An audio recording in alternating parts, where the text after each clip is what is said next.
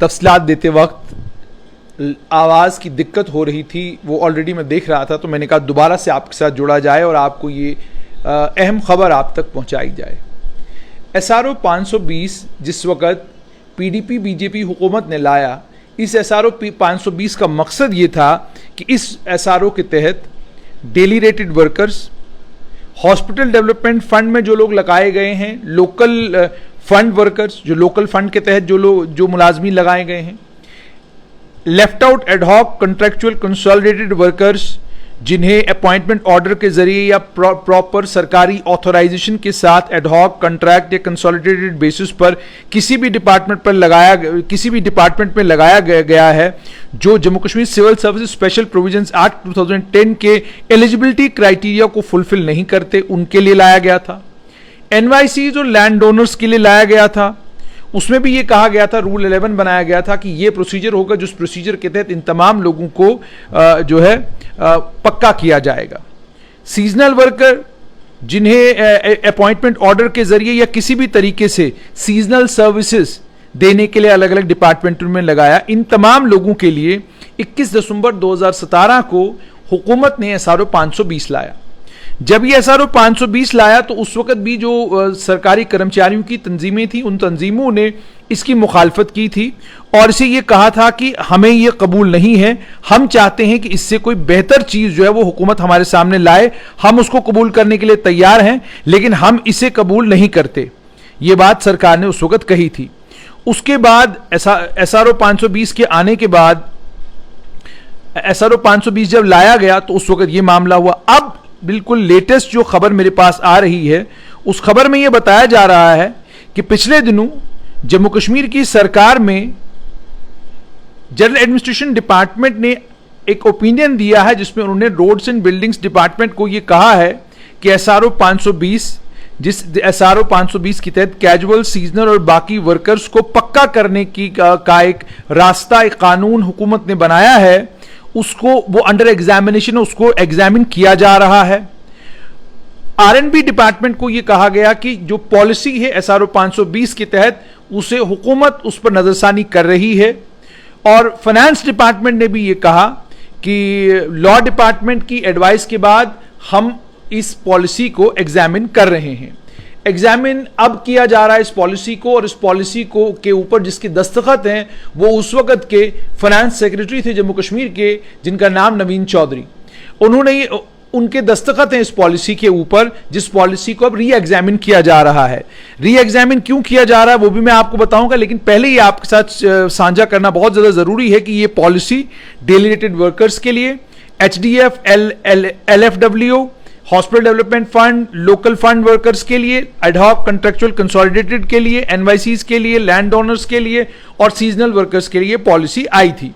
और यह कहा गया था कि यह पॉलिसी जो है इन तमाम लोगों के ऊपर एप्लीकेबल होगी। और इसी कानून में यह भी कहा गया था कि जिनको पार्ट टाइम कंटिंजेंट बेसिस पर लगाया गया है या जिनकी डेली वेज से कम जो है वेजेस हैं, या जिनको टेन्योर पोस्ट पर या एकेडमिक अरेंजमेंट पर लगाया गया है, जिनको नॉन गवर्नमेंट एजेंसी में, ऑटोनोमस बॉडीज में, पब्लिक सेक्टर में या गवर्नमेंट की किसी कंपनी में लगाया गया है, या जो लोग रिटायर हुए हैं अलग अलग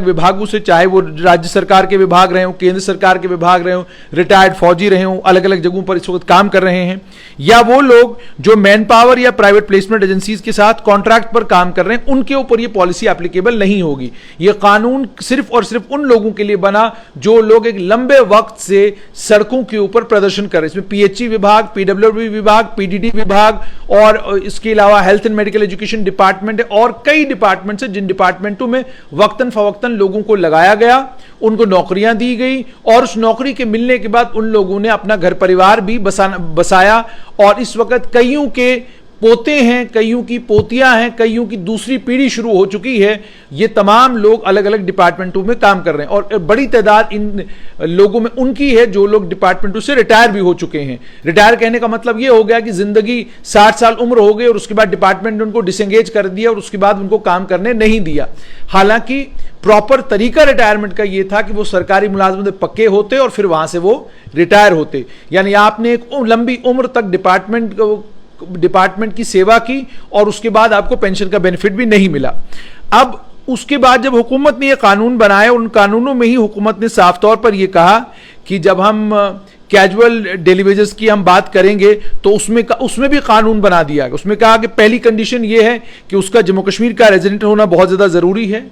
8वीं पास होना जरूरी है, अगर 8वीं पास नहीं होगा तो उसे कैजुअल कंसिडर नहीं किया जाएगा, और मिनिमम और मैक्सिमम एज लिमिट, जिस वक्त उसकी इनिशियल एंगेजमेंट पहली बार जब उसको मुलाजिम लगाया गया है उस वक्त उसकी उम्र होनी चाहिए मुलाजमत करने वाली जो एलिजिबल उम्र है, 10 साल उसको काम करते हुए होने चाहिए। और सीजनल वर्कर को लेकर कहा गया कि 120 महीने मुकम्मल होने चाहिए, ठीक है, और 6 महीने जो है 1 साल में कंटिन्यूअसली उसने काम किया होना चाहिए। उसके अलावा यह कहा गया कि कोई डिसिप्लिनरी प्रोसीडिंग उसके खिलाफ नहीं होनी चाहिए, और यह भी कहा गया कि वो डिपार्टमेंट में इस वक्त भी मुलाजमत करता हुआ होना चाहिए, और ये कानून उस वक्त बनाया गया। रेगुलर एंगेजमेंट के लिए कहा गया कि एक एम्पावर्ड कमेटी बनाई गई जिसके chairman administrative secretary finance department के थे, और उसके मेंबरान में एडमिनिस्ट्रेटिव सेक्रेटरी कंसर्न डिपार्टमेंट का, यानी अगर पीएचई विभाग के मुलाजमों को जब पक्का करना है तो पीएचई विभाग का एडमिनिस्ट्रेटिव सेक्रेटरी इसका मेंबर रहेगा, जीएडी का एडमिनिस्ट्रेटिव सेक्रेटरी इसका member, law justice and parliamentary affairs का भी एक एडमिनिस्ट्रेटिव सेक्रेटरी इसका मेंबर, और साथ में डायरेक्टर कोर्ट्स की भी जिम्मेदारी इसमें लगा दी गई। ये सब कुछ करने के बाद कहा गया इस एम्पावर्ड कमेटी को कि अब आप इस पर फैसला करें। 10 और 15 साल के 10 से 15 साल का वक्त जिनको हुआ है उनको कहा गया 13,000 रुपया फी महीना दिया जाएगा। जो स्किल्ड वर्कर्स हैं, स्किल्ड में कहा गया 15 से 20 साल जिनको हुए उनको 18,000 देंगे, और फिर कहा गया कि जिनके 20 साल से ज्यादा का वक्त हो गया है उन्हें 24,000 के करीब तनख्वाह मिलेगी। अनस्किल्ड वर्कर्स को लेकर भी साफ कर दिया गया कि 10 से 15 साल हुए होंगे तो 10,000 रुपया माहाना देंगे, 15 से 20 साल हुए होंगे तो 15,000 रुपया माहाना देंगे, और अगर 20 साल से ज्यादा का वक्त हो चुका है तो 20,000 रुपया माहाना उनको दिया जाएगा। ये सारी चीजें कह दी गई, और उसके बाद यह भी कहा गया कि इन्हें गवर्नमेंट सर्विसेज असिस्टेंट कहा जाएगा, इन्हें 3% जो है हाइक मिलेगा हर कैलेंडर ईयर के आखिरी दिन, यह बात भी कह दी गई। उसके अलावा लीव मेडिकल रिम्बर्समेंट के बारे में भी बात की, और भी बहुत सारी बातें की गई। एनवाईसीज को लेकर खासतौर पर यह कहा गया था कि NYC worker shall initially be re engaged on the wages as were paid to him. Already जो वेजेस उसको दी जा रही थी उसी पर उसको एंगेज किया जाएगा, और उसके बाद यूथ सर्विस स्पोर्ट्स डिपार्टमेंट को कहा गया आप री एंगेजमेंट का ऑर्डर इशू करें। एक एनवाईसी वर्कर जो है कैजुअल वर्कर्स की ही तर्ज पर, बिल्कुल उसी तर्ज पर जो है उसे भी ट्रीट किया जाएगा। जब उसका कॉन्टिन्यूअस पीरियड मुकम्मल हो जाएगा उसके बाद जाकर जो है उसे पक्का किया जाएगा, ये बात भी उस समय कही गई। और लैंड ओनर्स को लेकर भी कहा गया कि जिन लोगों ने land free of cost donate किया है उन्हें कैजुअल वर्कर के तौर पर एक कमेटी की रिकमेंडेशन के ऊपर उनको लगाया जाएगा। एडमिनिस्ट्रेटिव डिपार्टमेंट जो है एंगेजमेंट का ऑर्डर इशू करेगा। एंगेजमेंट ऑर्डर इशू करने के लिए भी कुछ कंडीशंस लगा दी गई। पहली कंडीशन ये लगा दी गई कि जिन लोगों ने लैंड 31/12/2001 के बाद डोनेट किया है वो लोग होंगे। अच्छा, उसके बाद लैंड चैरिटी में या लैंड कॉम्पेंसेशन जो है उसका ना तो चैरिटी में दी गई जमीन होनी चाहिए और ना ही जमीन का कॉम्पेंसेशन एक शख्स ने वसूला होना चाहिए। मिनिमम लैंड डोनेशन जो है वो 1 कनाल के करीब होगी। लैंड जो डोनेट किया गया है वो सरकार के हक में उसकी प्रॉपर म्यूटेशन होगी, ये सब कुछ कहा गया। एडहॉक कंसोलिडेटेड और एडहॉक कॉन्ट्रैक्चुअल कंसोलिडेटेड वर्कर्स को लेकर भी कहा गया कि उनकी रेगुलराइजेशन जो है Jammu Kashmir civil service special provisions act, उनको भी रेगुलर एंगेजमेंट के लिए कंसिडर किया जाएगा। हॉस्पिटल डेवलपमेंट फंड के लिए कहा गया कि इनके ऊपर ये तमाम कानून जो है म्यूटस मिटेंडिस जो है अप्लाई होंगे।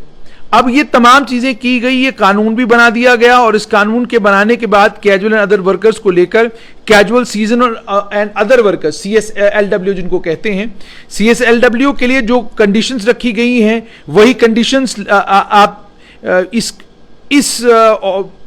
कानून के तहत जो है वही NYCs के लिए रखी गई हैं। यानी NYCs को भी ये कहा गया है कि उनकी मिनिमम क्वालिफिकेशन 8th होनी चाहिए, परमानेंट रेजिडेंट होने चाहिए और साथ में 10 साल जो है वो मुकम्मल हुए होने चाहिए उनको काम करते हुए। ये कोई बातें यहां पर की, ये काबिल कबूल नहीं थी एनवाईसीज को। उन्होंने हुकूमत के सामने अपने केस को रखा, हुकूमत ने एक कमेटी बनाई, उस कमेटी की सिफारिश पिछले दिनों आई है, उसी को लेकर एनवाईसीज जो है इस वक्त आपको पता कि भारतीय जनता पार्टी के हेडक्वार्टर के बाहर बैठे हुए हैं। लेकिन हुकूमत एसआरओ 520 को रिविजिट कर रही है, उसको रिव्यू कर रही है, वो भी लगभग 5 साल के बाद। आखिरकार इसकी जरूरत क्या पड़ी? रिव्यू करने की जगह हुकूमत अगर यह कहती कि हम फाइनेंशियल इंप्लीकेशन देख रहे हैं कि कितना पैसा हमको लगेगा इन तमाम 60 से 70 हजार के करीब करीब लोगों को रेगुलराइज करने में, तो बात समझी भी जा सकती थी। लेकिन अब अगर इस पॉलिसी के कुछ कवानीन के ऊपर या इस पॉलिसी के कुछ ये जो लॉ बनाया गया है, ये जो रूल्स बनाए गए हैं, अगर इन कवानीन के अंदर, इन रूल्स के अंदर कोई कमी कमजोरी अब नजर आ रही है, तो 5 साल पहले लॉ डिपार्टमेंट को ये कमियां, ये कमजोरियां नजर क्यों नहीं आई? यानी डिस्पेंसेशन के बदलते ही लॉ डिपार्टमेंट का विचार बदल जाता है, डिस्पेंसेशन के बदलते ही अफसरों के विचार बदल जाते हैं। अगर ये 2017 में ये पॉलिसी बिल्कुल ठीक थी इन तमाम लोगों को रेगुलराइज करने के लिए, और इसमें 578 लोगों को रेगुलराइज करने की का सिलसिला भी शुरू किया गया, तो उसके बाद इस सिलसिले को बंद क्यों किया गया? अब अगर ये रिव्यू होगी तो जो लोग ऑलरेडी रेगुलराइज हुए हैं उनका क्या होगा, और जो नहीं हुए हैं तो उनका क्या होगा? ये वो सारे सवाल हैं जिन सवालों का जवाब जीएडी को देना है। लेकिन फिलहाल के लिए खबर इन तमाम लोगों के लिए यह है जो एसआरओ 520 की इंप्लीमेंटेशन का इंतजार कर रहे हैं, उनके लिए खबर यही है कि सरकार इस एसआरओ 520 को रिव्यू कर रही है, और जब रिव्यू मुकम्मल हो जाएगा उसके बाद देखना यह है कि क्या वन स्ट्रोक में तमाम इन लोगों को रेगुलराइज किया जाएगा, या हुकूमत कोई एक नया पेज लाएगी, कोई एक नई कहानी शुरू होगी और कुछ नए प्रदर्शन हमको सड़कों के ऊपर देखने को मिलेंगे।